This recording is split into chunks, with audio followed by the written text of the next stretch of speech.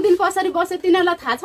तर तिनीहरू नेकपा एमालेको मेरो श्रीमान भनेर अहिले हिँड्दाखेरि तिनीहरूले त्यत्रो दिन किन मलाई कल गरेन? राज्यले सम्म मेरो श्रीमानलाई शहीद घोषित गरिसक्यो भने यी झोले पार्टीले किन मेरो श्रीमानलाई असामयिक निधन भन्छन्? यति असामयिक निधन हो भने मेरो श्रीमान जस्ताको तस्तै निकालिदिनु पर्यो, जिउँदै निकालिदिनु पर्यो तिनीहरूले। बिहान मैले खाना खुवाएर श्रीमानलाई पठाउँदाखेरि 81 6 दिनमा हस्पिटलको बेडमा पनि कस्तो अवस्थामा थिए।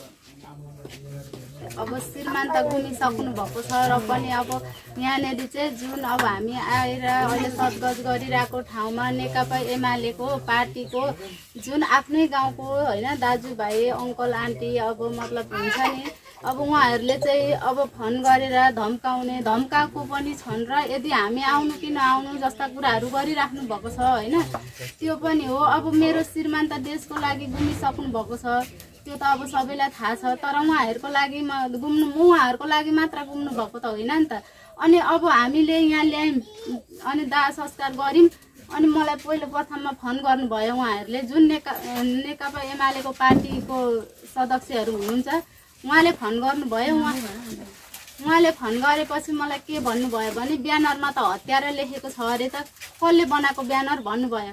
त्यसो भनेपछि मैले भने हामीले नै बनाएको हो ब्यानर भने अनि मैले भने हामीले नै बनाएको हो भने, तर मैले ब्यानरमा हेरेको पनि थिइनँ, पढेको पनि थिइनँ। अनि मैले फेरि निक्लेर हेरेर भने ब्यानरमा त हत्यारा मात्र लेखेको छैन, हत्यारा सरकार मुर्दाबाद भनेर लेखेको छ त भने।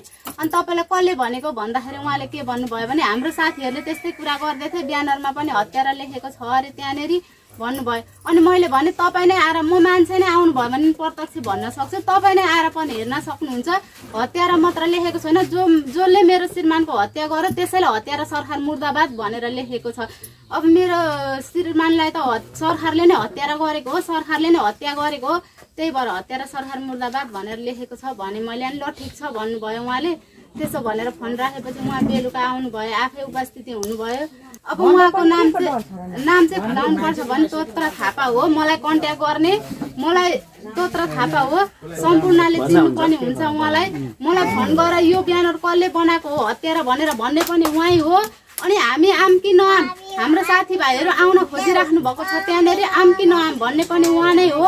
र मलाई फेरि अघिल्लो दिन बिहान आएर त चामल छैन कि के छैन कि भनेर, यो त मलाई सोध्ने कुरा होइन नि त।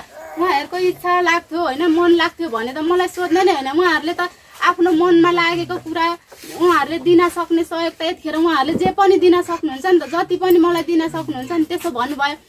अनि मैले भने चामलहरू सबै छ, ठिक छ भने मैले। त्यसो भनेपछि अनि फोन गरेर यो ब्यानर कसले बनाएको भन्नुभयो, ब्यानर हामीले बनाएको हत्यारा लेखेको छ भनेपछि त्यो बेलुका आएर उहाँले राम्ररी ब्यानर हेर्नुभयो, फोटो पनि खिचेर लानुभयो। मैले पनि धेरै केयर गरेँ अब के गर्दै हुनुहुन्छ भनेर। उहाँले यो ब्यानरको फोटो सोटो सबै खिचेर लगेपछि भोलिपल्ट मलाई कल गर्नुभयो।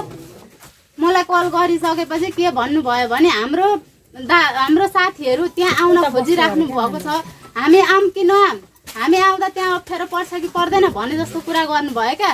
अब यत्रो सारा मुलुक आउँदाखेरि अप्ठ्यारो नपर्ने, उहाँ आउँदा चाहिँ कसरी अप्ठ्यारो पर्छ त? मैले पनि त्यस्तै सोचेँ। अनि अब सबैजना आइराख्नु भएको छ, तपाईँहरू पनि आउनु न। अनि के भयो त, आउने मान्छेले त नसोधी पनि आउन सक्नुहुन्छ र पनि आउनु न त भने मैले। अनि फेरि कन्ट्याक्ट गर्नुभयो, हामी आउँदा त त्यहाँ अप्ठ्यारो पर्दैन नि भने जस्तो कुरा गर्नुभयो क्या। अनि अब भन्नु नै भयो भने जस्तो त होइन, हामी आउँदाखेरि त्यहाँ अप्ठ्यारो पर्दैन नि भन्नुभयो। अब सारा दुनियाँ आउँदा अप्ठ्यारो नपर्ने, तपाईँहरू आउँदा के अप्ठ्यारो पर्छ, आउनु न भनेर मैले भनेको। मैले भनेपछि उहाँहरू सबै उपस्थिति हुनुभएको, 25-30 जना जति नै आउनुभएको थियो, धेरै नै उपस्थिति हुनुभयो। एउटा फोटो बनाएर ल्याउनु भएको थियो, सहयोग पनि 12,000 गर्नुभयो। तर उहाँहरूले पढ्नुभयो होइन, पढेको अब हामी त्यतिखेर कुन मोडमा थियौँ, कस्तो अवस्थामा थियौँ, त्यो अब कसले के लेखेर ल्याउनु भएको छ हामीलाई केही पनि थाहा छैन नि त। अब पछि विगतका दिनमा हामी एक्लै भएको बेला कुन पार्टीले के लेखेको छ भन्ने कुरा त्यतिखेर पो हेरिन्छ त। अनि हेरिनौँ भरे उहाँले चाहिँ मेरो श्रीमानलाई पनि असामयिक निधन भनेर लेखेको रहेछ र मेरो श्रीमान नेकपा एमाले हो भनेर यो सूर्यभित्र फोटो पनि राखेको छ। अब सबै पार्टीको फोटो त्यहाँ प्रत्येक पार्टीको फोटो लिएको छ, तर कुनै पार्टीले पनि माओवादीले पनि लिएको छ, तर मेरो मान्छे हो यो माओवादीभित्र छ भनेर उनीहरूले हँसिया हथौडाभित्र त फोटो हालेर लिएको छैन नि त। अहिले भनेको जुन पार्टी आए पनि केही सरकार भएन, तर पनि सबै एकजुट हुनुपर्छ भन्ने हो नि सबैको हिसाबमा भने। अनि उहाँले चाहिँ मेरो श्रीमानलाई चाहिँ यो मान्छे नेकपा एमालेको हो, त्यही भएर यो पार्टीको लागि ज्यान गुमाएको भन्ने हिसाब गरिराख्नु भएको छ। तर तर त्यो पार्टी भनेको हामी कुनैमा पनि आबद्ध छैनौँ। मेरो श्रीमान त झन् अहिलेसम्म हामीले कुनैमा भोट पनि लगाएको छैनौँ, केहीमा पनि हुनुहुन्न। दसैँमा आउने 2-4 दिन बस्ने जाने गर्नुहुन्थ्यो। यो झोले पार्टीको पछि कहिले पनि लाग्नुहुन्न थियो, किनकि मलाई चाहिँ फोन गरेर बोलाउँथे, म चाहिँ जान्थेँ बैठक भन्थे होइन।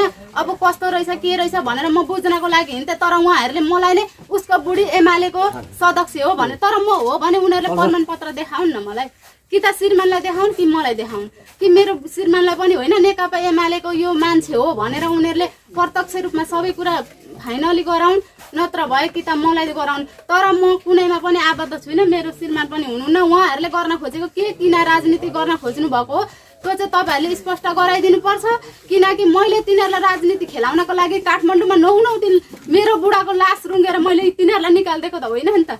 म 9 दिन कसरी बसेँ तिनीहरूलाई थाहा छ। तर तिनीहरू नेकपा एमालेको मेरो श्रीमान भनेर अहिले हिँड्दाखेरि तिनीहरूले त्यत्रो दिन किन मलाई कल गरेन?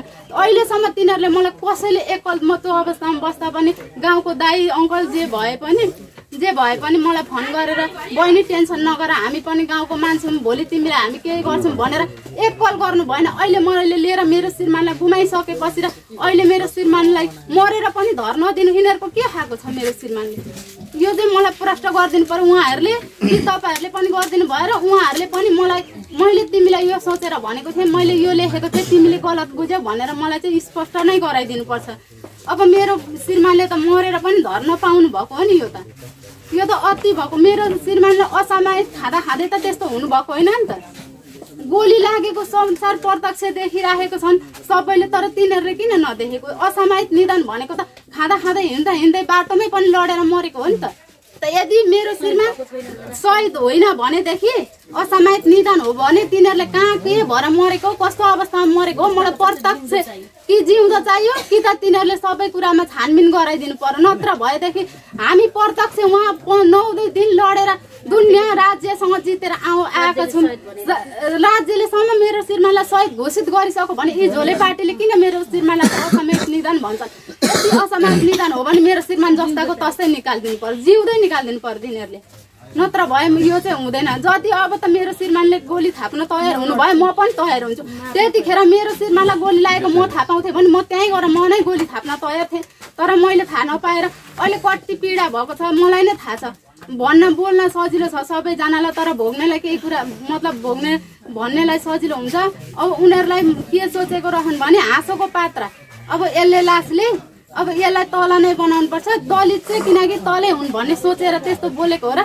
तर अब त्यस्तो हुन आन्दोलनमै जानु भनेर हिँड्नु भयो। अनि मैले भने के आन्दोलनमा जानु पर्यो, नजानु न भने मैले त्यसरी भन्दा हामी जस्तो त जानै पर्छ नि, हाम्रो लागि नभने छोराछोरीको लागि त देश बनाउनै पर्छ भनेर उहाँ निक्लिँदाखेरि त्यहाँदेखि एक वचन पनि हाम्रो भेट पनि भएन, बोलचाल पनि भएन। मैले सोमबार त्यस्तो भएको, सोमबार मङ्गलबार बुधबार बिहिबार शुक्रबार शनिबारको दिनमा बुढो श्रीमानलाई हस्पिटलको बेडमा देख्दा कस्तो भयो मलाई, त्यत्रो 6 दिनमा देखेको। बिहान मैले खाना खुवाएर श्रीमानलाई पठाउँदाखेरि 81 6 दिनमा हस्पिटलको बेडमा पनि कस्तो अवस्थामा थिएँ। र पनि अहिले आएर यिनीहरूले मलाई म माथि नै किन राजनीति खेलिराखेको, अहिले म त पीडित छु, भोलिको दिनमा म सिङ्गो एक्लै उभिएर हिँड्नुपर्छ। यिनीहरूले अहिले नै मलाई यस्तो सोच्छन् भने भोलि त झन् यिनीहरूले मलाई के चाहिँ गर्न सक्दैनन् भनेर म यिनीहरूको सही हो, यिनीहरू राम्रो मान्छे हो भनेर म यिनीहरूको साथ सपोर्टमा बस्नु। अब मेरो त श्रीमान गुमिसकेको छ, मेरो हर कुरा मलाई हेर्नदेखि लिएर मेरो छोराछोरी यस्तो बालाखा लडीका छन्, अहिलेसम्म मैले कुनै काम पनि केही गरेको छैन। जे होस् उसको बाबाको सपना सरकारले पुरा गरिदिनु पर्छ र मलाई पनि हेर्नुपर्छ र मलाई पनि सरकारी जागिर केही आफूले गर्न सक्ने कामहरू मिलाइदिनु पर्छ। म रात दिनको दबाई खाने मान्छे हो। अब जे होस् मेरो त कमाउने मान्छे नै गुमिसकेको छ नि त, अब त कसले कमाएर हेर्ने? यस्तो बालाखा छोराछोरी छन्। मलाई पनि एउटा अब आमा बुवा पनि हाम्रै अब मसँगै बसिराख्नु भएको थियो, जे जस्तो भए पनि अब आमा बुवा पनि बुढो भइसक्नु भएको छ। हामीलाई अब हाम्रो परिवार आमा बुवा लगायत मेरो छोराछोरी र 5 जना परिवारलाई चाहिँ हेर्नै पर्छ सरकारले।